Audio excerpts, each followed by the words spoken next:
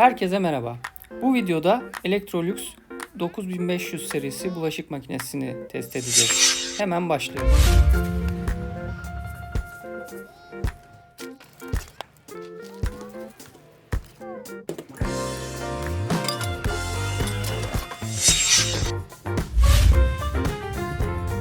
Electrolux'un bu bulaşık makinesi ile ilgili önce temel özelliklere bakalım. Diğer bulaşık makinelerinden ayrılan. Hem fiyat hem özellik olarak orta sınıf sayılabilecek bir bulaşık makinesi olmasına rağmen 3. çekmeceye sahip. Böylece her büyüklükteki çatal, bıçak ve ufak kapları isterseniz yıkayabileceğiniz ayrı bir çekmecesi var. Ayrıca AirDry kurutma teknolojisiyle kurutma aşamasının son zamanında kapısını otomatik olarak açıp içerideki sıcak havanın hızla soğumasını ve böylece kurutmanın daha iyi yapılmasını, performanslı olmasını sağlayan AirDry özelliğine sahip. Eco, Auto, Intensive, Glass Care, Quick Plus ve Rinse olarak 6 temel programa sahip. Bunun yanında Extra Dry ve Time Manager özellikleri bulunmakta. Genel özelliklerine baktıktan sonra biraz makineyi inceleyelim. Gördüğünüz gibi açma kapama düğmesi hemen kapağın üst tarafında. Böylece kapağı kapattığınızda açma kapama tuşuna ulaşılmıyor. Bulaşığa uygun programınızı sol üstteki Programs tuşuna basarak seçebilirsiniz. Extra Dry yani yoğun kurutma programını Eco'da, Auto'da, Auto programında ve yoğun kirliler programında ekleyebiliyoruz. Ayrıca yoğun kirlilerde Time Manager'la program süresini kısaltabiliyorsunuz. Hassas cam eşyalar için ve kısa süreli 30 dakikalık programda da yine Extra Dry özelliği eklenebiliyor. Son program olan ön yıkama ya da duşlama programında ise herhangi bir özellik eklenemiyor. Sağ üstteki Delay erteleme tuşuyla 1 saatten 24 saate kadar daha sonra çalışması için bulaşık makinesini ayarlayabiliyorsunuz. Uygun programı ve ek özellikleri seçtikten sonra sağ alttaki Start tuşuna basarak çalıştırabiliyorsunuz makineyi. Eğer yanlış program yaptığınızı düşünüyorsanız iptal için Programs ve Options soldaki iki tuşa aynı anda basarak yeniden program seçebilirsiniz. Tabii çalışma sırasında ilk anlarda elinizde kalan eklemek istediğiniz bir şey varsa makinenin kapağını açarak o şeyleri ekleyebilirsiniz. Bunda bir problem yok ama sonraki aşamalarda açmak tabii yıkama performansını etkileyecektir. Zamanı gösteren ekran altında yıkama ve kurutma ışıkları var. Yıkama ve kurutma esnasında hangi işlem varsa bu ışıklar yanıyor. Bunların altında da parlatıcı ve tuz ışıkları var. Eğer parlatıcı ya da tuz eksikse o zaman da bu ışıklar yanıyor. Şimdi biraz da programlar ve bunların özelliklerinden bahsedelim isterseniz. İlk programımız ekonomik program. Normal kirli bulaşıklarınızı az enerji ve su kullanarak bu programda temizleyebilirsiniz. Oto programında bulaşıkların kirlilik derecesi ve sepetliklerin miktarı algılanarak suyun sıcaklığı, miktarı, enerji tüketimi ve program süresi otomatik olarak ayarlanır.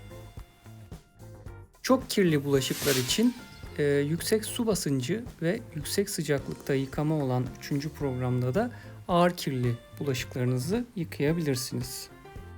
Hassas program olan 4. programda hassas bulaşıklar ve cam eşyalar için özel bakım sağlamak üzere suyun sıcaklığı kontrol ediliyor.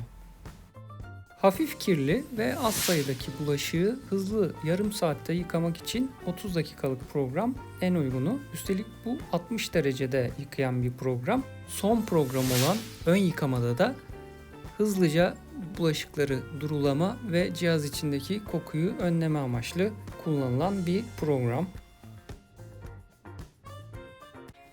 Şimdi de cihazımızın içindeki bölümlere gelelim. İlk olarak parlatıcı bölümü hemen deterjan gözünün yanında içinde ayarlama düğmesi sağa sola çevrilerek parlatıcının miktarı 1'den 5'e kadar arttırılabiliyor. Parlatıcı kullanımının amacı bulaşıklar üzerindeki çizgi ve leke oluşumunu engellemek. Sıcak durulama aşaması boyunca otomatik olarak parlatıcı bırakılıyor buradan. Eğer parlatıcı kullanmıyorsanız tabii parlatıcı gözü boş ışığı yanacaktır. Bunu daha sonra nasıl kapatabileceğimizi göstereceğim. Parlatıcı gözünün yanında deterjan gözü var. Düğmesine basarak kapanıp açılabiliyor. Cihazın filtre sistemine gelecek olursak dışta metal bir filtre ve içte döndürerek bu şekilde açabileceğiniz ikili bir filtre takımı var. Bulaşıklarınızın hem temiz yıkanması hem de makinenin kokmaması adına bu filtrelerin sıkça yıkanmasında fayda var. Maksimum 15 günde bir bu şekilde çıkartıp yıkarsanız herhangi bir problem yaşamazsınız makinenin içinde kokuyla ilgili.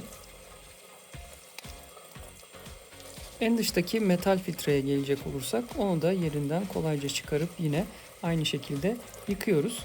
Burada dikkat etmemiz gereken şey kenar köşe kısımlarına artıklar bulaşmış olabilir.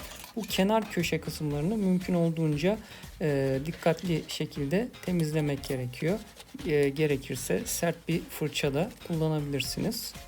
En dıştaki metal filtreyi düzgünce yerine oturttuktan sonra içindeki ikili filtreyi de döndürerek yerine oturmasını sağlıyoruz. Zaten düzgün takarsanız tık diye yerine oturuyor filtre. Şimdi makinemizin sepetlerinin yapısını bir inceleyelim. En üstte Maxi Flex çekmecesi var. Burada her büyüklük ve biçimde çatal, bıçak ve ufak kapları yıkayabilirsiniz. Gördüğünüz gibi belli bölümlere ayrılmış kendiliğinden. Orta bölüm biraz daha derin. Dolayısıyla burada gördüğünüz gibi fincan türü ufak eşyalar da yıkanabiliyor. Bu çekmeceyi de yanlardaki mandalları açarak çıkartmak mümkün. Bu şekilde yandan tutan metal kolların üstündeki mandalları dışarı doğru çekerek iki taraftan da sepeti, en üstteki bu çatal bıçak sepetini çıkartabilirsiniz. 3 sepet olduğu için 3 de püskürtme kolu var. Bunun bir tanesi en üstte gördüğünüz gibi. Ok yönünde ortasındaki vidayı çevirdiğinizde çıkartılabiliyor bu pervane yerinden. Temizlik için arada çıkartıp kireç tıkanıklıklarını engellemek amacıyla temizlenebilir. Bu arada bulaşık makinesinin boşaltılması sırasında gereken 1-2 ipucu ve yararlı bilgiyi de vermiş olayım. Öncelikle bulaşıklarınızı alt sepetten boşaltmaya başlayın. Çünkü gördüğünüz gibi üstünde su birikintileri varsa üstten başlarsanız alta dökülen sular aşağıdaki bulaşığı da ıslatacaktır. Dolayısıyla bulaşıkları boşaltmaya alttan başlamak gerekiyor. Ve bulaşıklarınızı dizerken orta bölüme doğru bütün hepsinin iç kısımları orta bölüme bakacak şekilde dizerseniz daha iyi temizlenecektir. Zaten bu makinenin sepeti de tabakların dizilimini bu şekilde sağlayacak şekilde ayarlanmış. Bulaşık makinemizin tuz gözü de hemen önde bulunan kapağın altında. Buraya düzenli olarak tuzu doldurup sürekli dolu tutmaya çalışmakta da fayda var. Kullandığınız multi tabletler suyu yumuşatmak için yeteri kadar etkili olmayabilir. Ayrıca buranın uzun süre boş kalması makinenin rejenerasyon sisteminin zamanla işlemez hale gelmesini ve makinenin arıza yaşamasına neden olabilir. Makinenin alt püskürtme kolu da hemen filtrenin üzerinde. Bu şekilde çekerek çıkartıp arada bir temizliğini yapabilirsiniz yine kireç kalıntılarına karşı. Orta sepet yükseklik ayarlı. Bunu doluyken de yükseltip alçaltabilirsiniz. Eğer alttaki bulaşığın yüksekliği çok fazlaysa altta ve üstteki bulaşıklarda çok yüksek değilse çekerek altta daha fazla yer açarak makinenin daha rahat yıkamasını sağlayabilirsiniz. Bu sepette yandaki mandalları açılarak yerinden çıkartılabiliyor. Bu ortadaki püskürtme kolunu çıkartmak için bu sepeti çıkartmak daha iyi oluyor. Ortadaki püskürtme kolunu yerinden çıkartmak için tırnaklarından kurtarırsanız eğer püskürtme kolu bütün olarak ayrılıyor sepetten. Yine kireç kalıntılarına karşı püskürtme kolunu temizledikten sonra aynı şekilde yerine monte ediyoruz.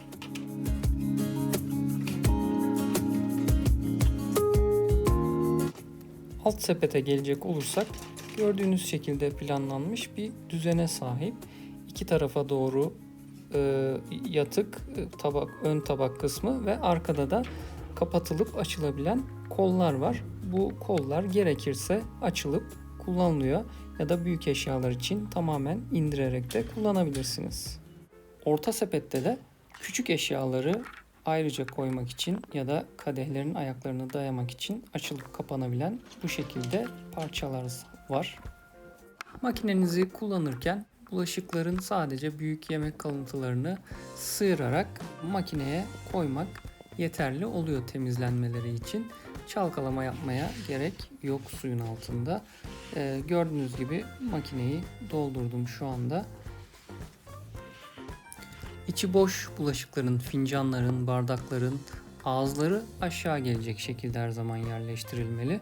Ayrıca ısıya dayanımının az olduğu düşünülen plastik parçalarında üst çekmeceye yerleştirilmesi gerekiyor.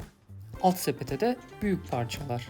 Ve program başlamadan önce püskürtme kollarının herhangi bir yere çarpmadan rahatça tam tur dönebildiğinden emin olmak gerekiyor. Eğer rahatça hareket etmiyorsa o zaman bulaşıklar yıkanırken bu pervaneler çarpacaktır. Bu nedenle bulaşıklarınızı yeniden düzenleyip pervanelerin çarpmadığından da her zaman emin olun.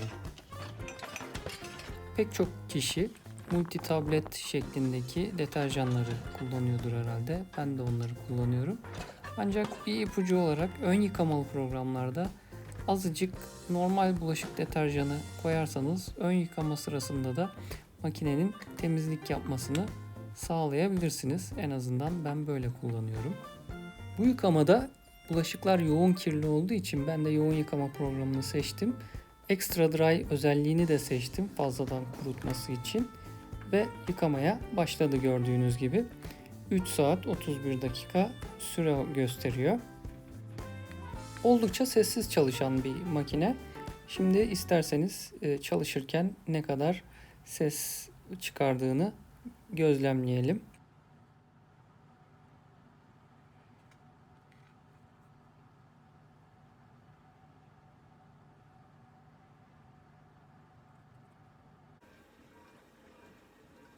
Görüldüğü gibi ortalama 42 desibel sese sahip, oldukça sessiz olduğunu söyleyebiliriz.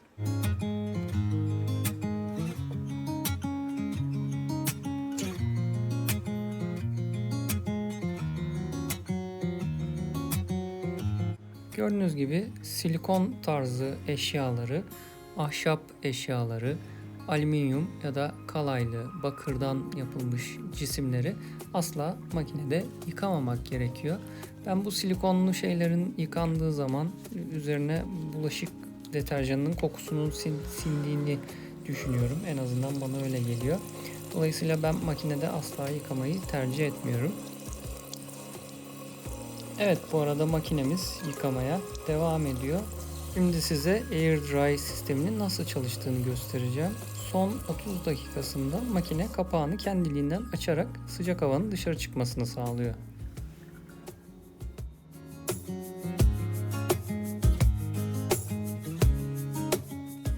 Bu özellik bulaşıkların gerçekten daha kuru olmasını sağlıyor. Şimdi de bir takım özel ayarlara bakalım. Öncelikle tuz seviyesinin ayarlanması için sağdaki iki tuşa basılı tutuyoruz. 3 ışık gördüğünüz gibi yanıp sönmeye başlıyor. Program tuşuna bastığınızda burada kullanılacak tuz seviyesini gösteriyor. Bu 10L'ye kadar ilerliyor ve tekrar 1'e dönüyor. Siz bulunduğunuz bölgedeki suyun sertliğine göre tuzun ne kadar kullanılması gerektiğini kullanım özelliğine göre ayarlayabilirsiniz.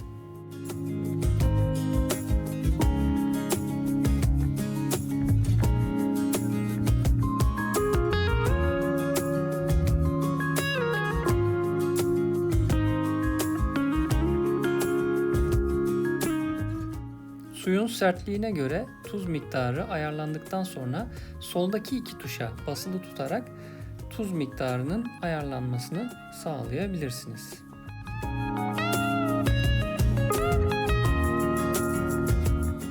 Bardaklarınızın üzerinde beyaz lekeler görüyorsanız tuz miktarınız doğru ayarlanmamış demektir. Onu düzgün ayarlamak gerekiyor.